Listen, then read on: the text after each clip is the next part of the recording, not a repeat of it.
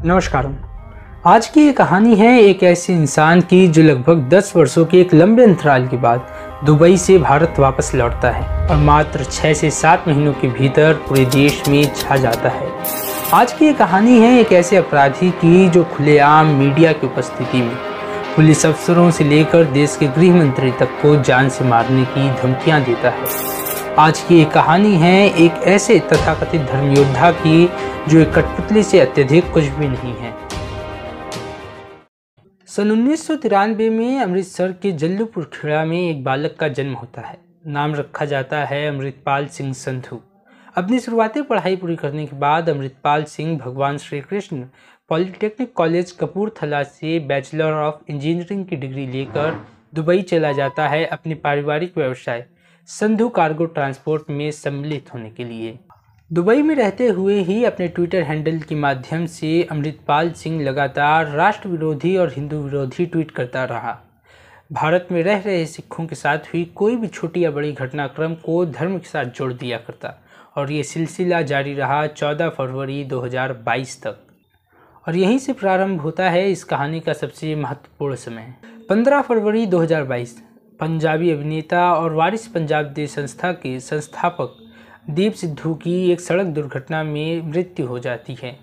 4 मार्च 2022 दीप सिद्धू की मृत्यु के केवल 17 दिन बाद फेसबुक पर एक पोस्ट आती है जिसमें वारिस पंजाब दे का नया मुख्य सेवादार अमृतपाल सिंह संधू को बताया जाता है। इस पोस्ट में 3 चीज़ें ध्यान देने योग्य हैं। पहला कि इसमें वारिस की स्पेलिंग गलत थी।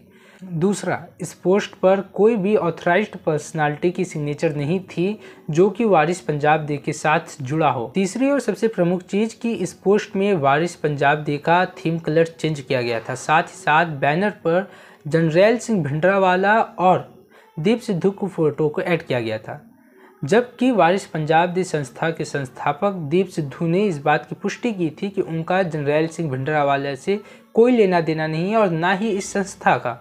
ये संस्था केवल सामाजिक जागरूकता के लिए, लोगों को शिक्षित करने के लिए और पंजाबी संस्कृति के प्रचार प्रसार के लिए बनाई गई है।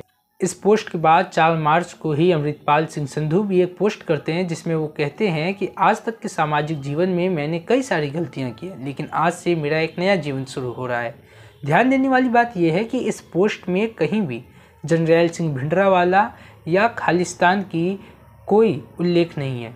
इस घटनाक्रम के लगभग 2 महीने बाद वारिस पंजाब दे के एक आधिकारिक कार्यालय का उद्घाटन होता है, जहां पर मीडिया से बातचीत करते हुए दीप सिद्धू के भाई महेंद्र और वारिस पंजाब दे से जुड़े हुए कई अन्य लोग इस बात से साफ इनकार कर देते हैं कि उनका किसी भी तरीके का कोई संपर्क अमृतपाल सिंह संधू के साथ है। साथ ही साथ वो ये बात भी बोलते हैं कि वारिस पंजाब दे के जो नए मुख्य सेवादार होंगे वो हरनैक सिंह उपपाल होंगे। 20 सितंबर 2022 अमृतपाल सिंह इस दिन दुबई से भारत वापस लौटता है, जहां पर उसका भारी स्वागत किया जाता है। और भारत लौटने के पश्चात धीरे धीरे अमृतपाल सिंह विभिन्न गुरुद्वारों में और साथ ही साथ पंजाब के सीमावर्ती क्षेत्रों में जाने लगता है। 29 सितंबर 2022 भारत आने के 9 से 10 दिनों के बाद अमृतपाल सिंह संधू की दस्तरबंदी की रस्म की जाती है। आपको ये बता दें कि ये रस्म जनरैल सिंह भिंडरावाले के गांव में हुई थी, जहां पर एक बड़ा कार्यक्रम का आयोजन किया गया था और इस कार्यक्रम में शिरोमणि अकाली दल की ओर से सांसद सिमरनजीत सिंह मान भी उपस्थित थे। 7 अक्टूबर 2022 को भारत सरकार ये निर्णय करती है कि अमृतपाल सिंह संधू समेत कई अन्य जो खालिस्तानी एलिमेंट भारत देश में घूम रहे हैं उन सभी के सोशल मीडिया अकाउंट्स को सस्पेंड कर दिए जाएंगे। 23 नवंबर 2022 अमृतपाल सिंह संधू स्वर्ण मंदिर से एक यात्रा का शुरुआत करते हैं जिसका नाम रखा खालसा वहीर।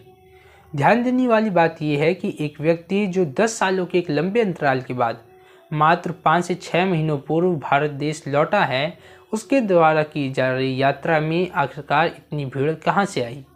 अमृतपाल सिंह संधू को लेकर भारतीय खुफिया एजेंसियों ने भगवंत मान सरकार को पहले ही आगाह कर दिया था कि उसे सर्विलांस पे रखें, क्योंकि खुफिया एजेंसियों की माने तो अमृतपाल सिंह संधू भारत आने से पूर्व दुबई से जॉर्जिया गया था, जहां पर उसे आईएसआई ने ट्रेनिंग दी थी। आईएसआई के इशारों पर ही भारत आकर Amritpal Singh Sandhu drug rehabilitation centres में और गुरुद्वारों में भारी मात्रा में हथियारों का जखीरा जमा कर रहा था। आईएसआई के इशारों पर ही सिख युवाओं को मानव बम बनाने की तैयारी की जा रही थी।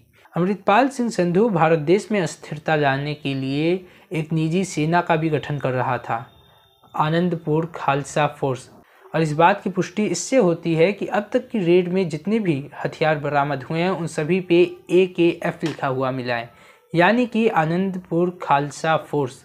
भारतीय खुफिया एजेंसियों की माने तो वर्तमान समय में ISI के साथ अमृतपाल सिंह संधू का संपर्क था। साथ ही साथ पूर्व में भी अमृतपाल सिंह संधू का संपर्क सिख फॉर जस्टिस नाम की एक संस्था के साथ था, जिस संस्था का संस्थापक गुरपवंत सिंह पन्नू है, जो कि भारत में एक आतंकी घोषित किया जा चुका है।